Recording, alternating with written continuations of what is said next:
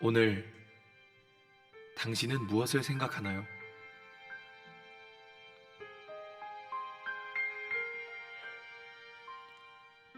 산타, 연인끼리 주고받는 선물, 친구들과 즐기는 파티. 그러나 당신은 이 이름을 기억하고 있나요? Silent night, holy night. 2000년 전 구약 성경의 예언대로 하나님께서 사람이 되셨습니다. Round yon 그리고 구약 성경의 수백 가지 예언을 일생 동안 모두 이루셨습니다. holy infant, so tender and mild. Sleep 이사야 53장의 예언대로 우리 대신 죽으셨고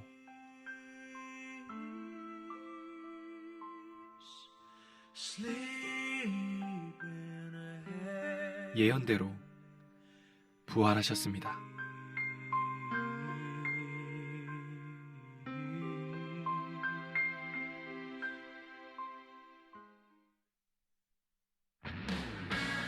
예수님께서는 모든 눈물과 죄와 죽음을 깨뜨리시고 영원한 천국을 약속하셨습니다. 이것이 창조주 하나님께서 이 땅에 다녀가신 이유였습니다. 오늘은 그분을 생각하는 날입니다. 우리의 진정한 주인 예수 그리스도이십니다. 그분이 오늘 원하시는 선물은 딱 하나, 바로 당신입니다. 이 땅에 다녀가신 전능하신 하나님 예수 그리스도, 이분이 성탄절의 진짜 주인공입니다.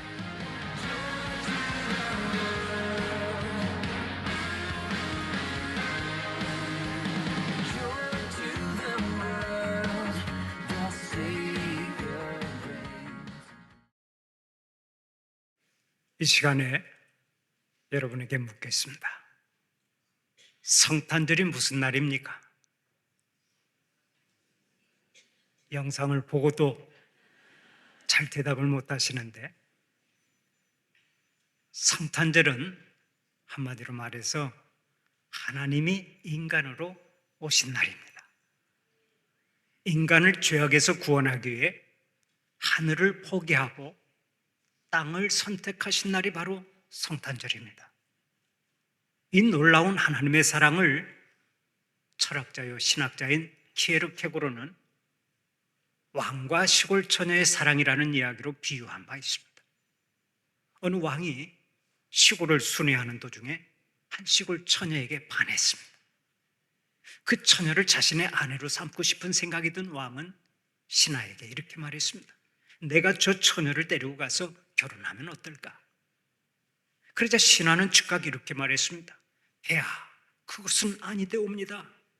폐하께서 신분이 없는 시골 처녀를 데리고 가서 결혼하는 것은 국법에 어긋나는 줄 아옵나이다. 그럼 내가 직접 처녀의 집에 가서 결혼하면 어떨까? 폐하, 그것도 아니되옵니다. 어떻게 천한 신분의 처녀를 아내로 맞이하기 위해 시골로 내려가신단 말입니까? 절대 안 됩니다. 그러자 왕은 가장 좋은 방법을 택했습니다. 그렇다면 할 수 없구나. 오늘로 내가 왕관을 포기하겠노라. 이 이야기는 하나님이 사람이 되어 이 땅에 오신 사건을 비유로 말한 것입니다. 하나님은 왕관과는 비교가 되지 않는 하늘 보좌를 포기하고 이 땅에 오셨습니다. 그러므로 성탄은 하나님의 사랑 이야기입니다. 하나님의 지극한 사랑의 표현이라고 말할 수 있습니다. 이렇게 성탄에는 엄청난 비밀이 담겨 있는데 성탄절을 우리가 아무렇게나 보낼 수 있습니까? 성탄절은 그 뜻을 생각하며 가치 있게 보내야 의미가 있는 것입니다. 해마다 맞이하는 성탄절이지만 올해도 의미 있는 성탄절을 보낼 수 있기를 바랍니다. 그러면 성탄절을 어떻게 보내야 하겠습니까? 첫째로 성탄의 깊은 뜻을 새기며 감사하는 마음으로 보내야 합니다. 성탄절은 분명 기쁘고 즐거운 절기입니다. 우리를 죄와 사망 가운데서 구원하기 위해 주님께서 이 땅에 오셨기 때문입니다. 그러나 하나님 편에서 볼 때는 성탄이 결코 기뻐하실 일이 아닙니다. 어떤 면에서 가장 가슴 아픈 사건이 성탄이라고 할 수 있습니다. 우리는 기쁘고 행복해서 기쁘다 구주 오셨네 만백성 맞으라 하고 찬송하며 다니지만 우리 하나님께서는 죽음과도 같은 고통을 겪으셔야 했습니다. 오늘의 본문 23절을 보면 예수님의 이름을 임마누엘이라 하리라 하고 말씀합니다. 임마누엘이라고 하는 말은 하나님이 우리와 함께 계신다라는 뜻입니다. 여기서 함께라고 하는 말은 동참하다라는 의미를 가지고 있습니다. 결국 임마누엘이라고 하는 말은 하나님께서 온 인류의 아픔에 동참했다는 뜻입니다. 그렇습니다. 하나님은 인간의 죄를 해결하기 위해서 독생자 예수 그리스도를 이 땅에 보내시고 우리 죄인들과 함께 하셔야만 했습니다. 천지 만물은 말씀 한마디로 창조하셨던 하나님이시지만 범죄한 인간을 구원하기 위해서는 아들 예수 그리스도를 십자가에 내어 주셔야만 했습니다. 그러므로 성탄의 사건은 그 자체가 곧 고난이요 십자가였습니다.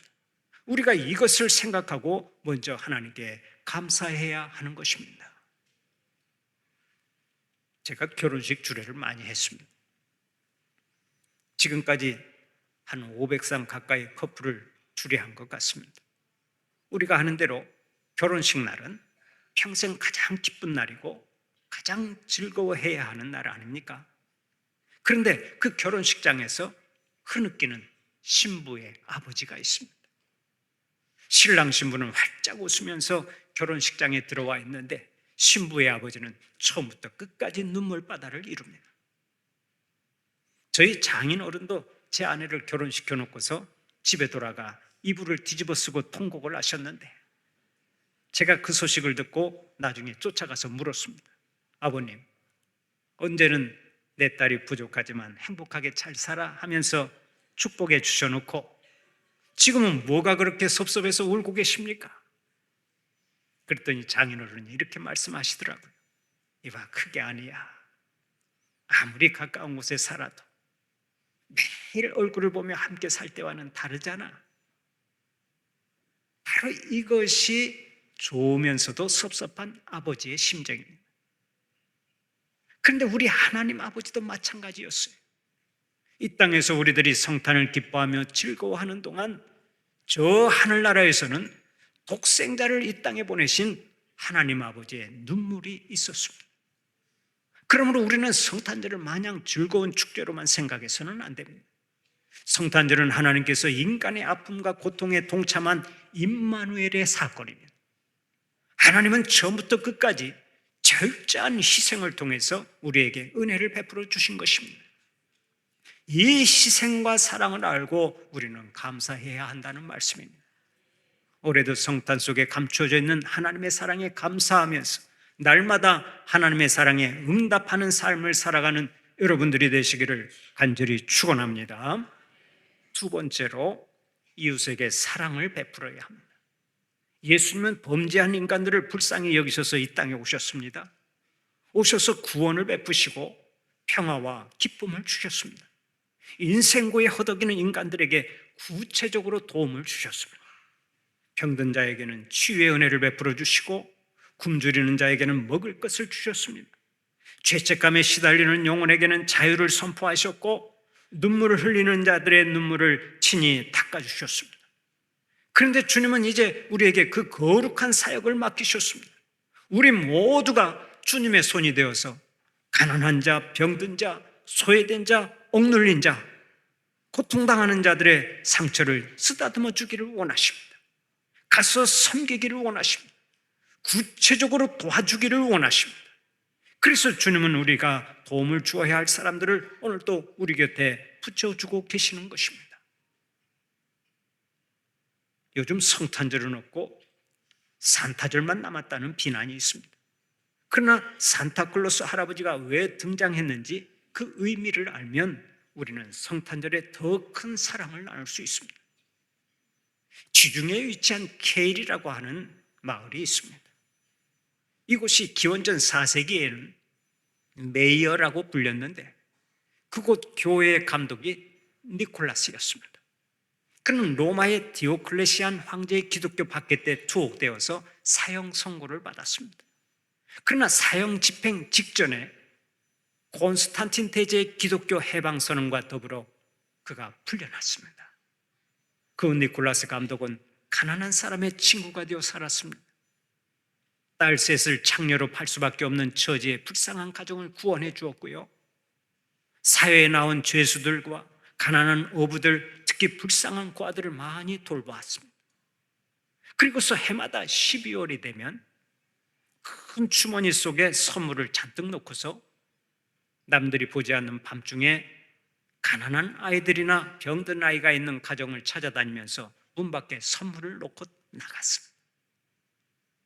이 사실을 알게 된 사람들은 그를 성자로 추대하여 성 니콜라스, 세인트 니콜라스라고 불렀습니다. 이것이 영어로 발음되고 세월이 흐르는 사이에 산타클로스가 되었습니다.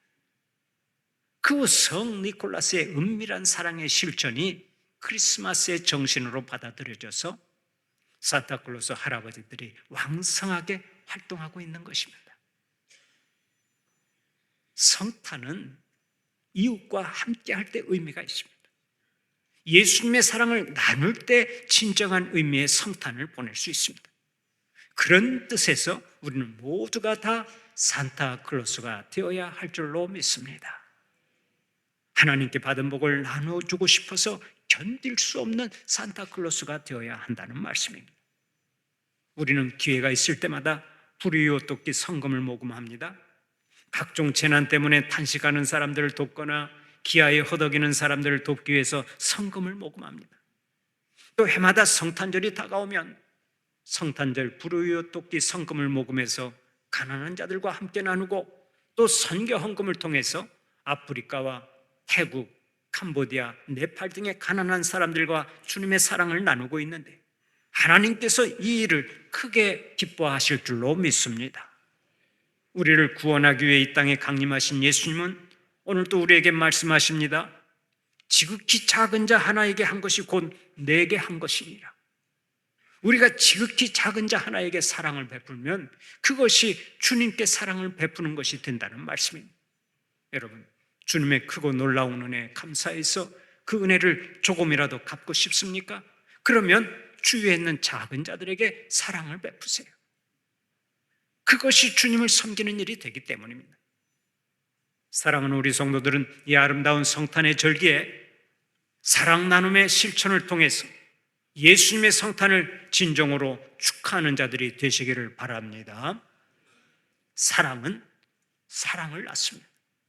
그리스도를 이 땅에 보내신 하나님의 사랑은 십자가의 사랑을 낳았고 그 십자가의 사랑은 오늘 또 이 땅에 끝없는 사랑을 낳고 있습니다. 우리들의 사랑은 그 어디선가 또 다른 사랑을 낳을 것입니다. 그래서 사랑은 영원하다고 말하는 것입니다. 기억하세요.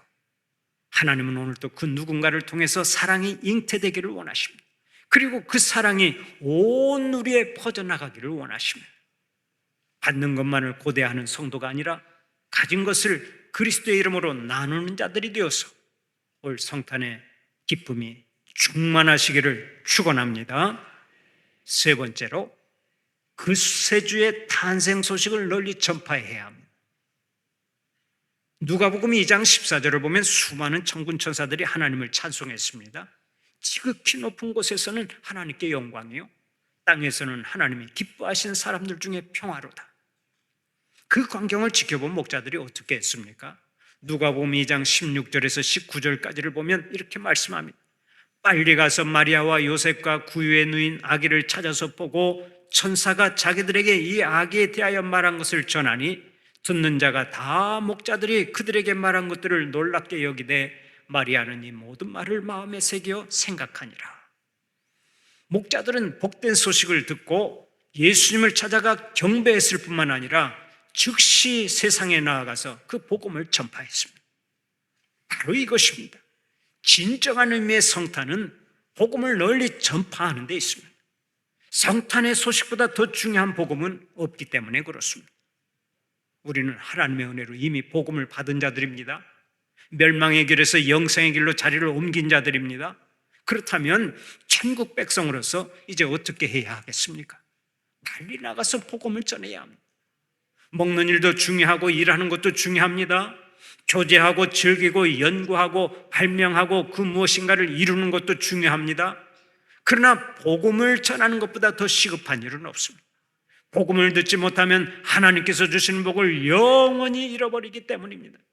지금도 이 땅에는 멸망으로 치닫는 인생들이 많습니다. 저들이 한 사람이라도 남아있는 한 우리에게는 복음 전파가 가장 큰 사명인 줄 믿으시기 바랍니다. 왜 그렇습니까? 주님께서 죄로 죽었던 우리들을 살리기 위해서 친히 이 땅에 오셨기 때문입니다. 그러므로 복음 전파보다 더 시급한 일은 없습니다. 목자들처럼 생명의 복음을 온 세상에 전하여서 진정한 의미의 성탄 축하가 되시기를 축원합니다. 사실 목자라고 하면 우리는 아주 낭만적으로 생각하기 쉽습니다. 푸른 초원 잔잔한 물가에 양들을 풀어놓고 나무 그늘 밑에서 필이나 불고 다니면 얼마나 목가적이고 낭만적으로 생각이 됩니까? 그러나 미안하지만 목자는 그런 낭만과는 거리가 아주 멉니다. 목자는 허구한 날 양들과 함께 생활해야 했기 때문에 양들의 배설물을 밟고 다녔고 밤중에도 양들과 함께 잠을 자곤 했기 때문에 몸에서는 악취가 나고 아주 지저분했습니다. 그런데 목자들은 냄새나는 그 몸 그대로 세상에 나가서 예수님의 탄생 소식을 널리 전했습니다. 그렇다면 오늘 우리도 부족하지만 나가서 얼마든지 전도할 수가 있습니다. 물론 나의 삶이 깨끗하면 더 좋겠죠. 그러나 삶이 깨끗하지 못하다 할지라도 구세주의 탄생 소식은 전할 수 있는 것입니다. 먼저 소식을 듣고 구원을 받은 사람이 다른 사람에게 전해 주어야 하는 것이죠. 우리가 잠잠하면 듣지 못하는 사람들이 생깁니다. 그러면 그 사람들이 어떻게 구원을 받을 수 있겠습니까? 전파하는 자가 없이는 구원의 역사가 일어날 수 없는 거예요. 지금 교회 밖에 있는 사람들을 한번 생각해 보세요. 영원히 멸망의 길로 가야 할 그들이 얼마나 불쌍합니까? 이전에 섬기던 교회에 서지선이라고 하는 여자 청년이 있었습니다. 현재 고등학교 교사로 재직하고 있는데 그 교사에게는 아주 귀한 간증이 있습니다.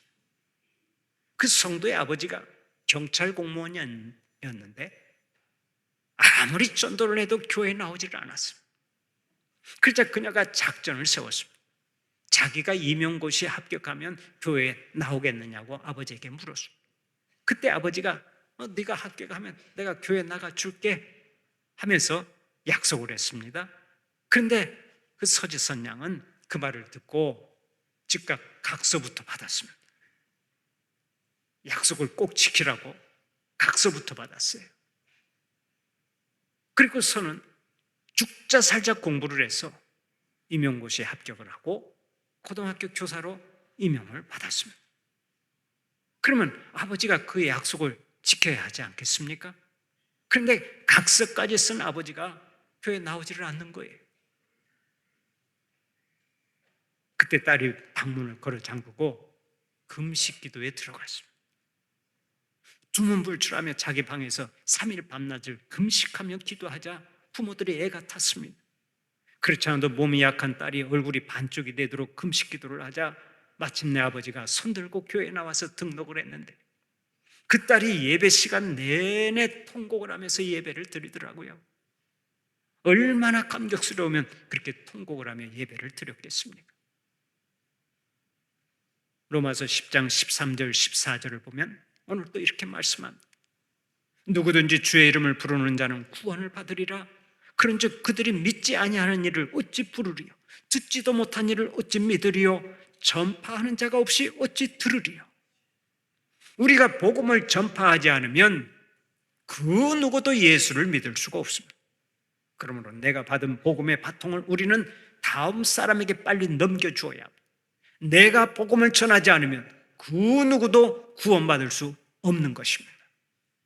사랑하는 우리 성도들은 감사하는 마음으로 성탄절을 지키고 이웃에게 사랑을 베풀며 성탄절을 지키고 성탄의 기쁜 소식을 널리 전파하면서 성탄절을 지키는 자들이 되시기를 간절히 축원합니다.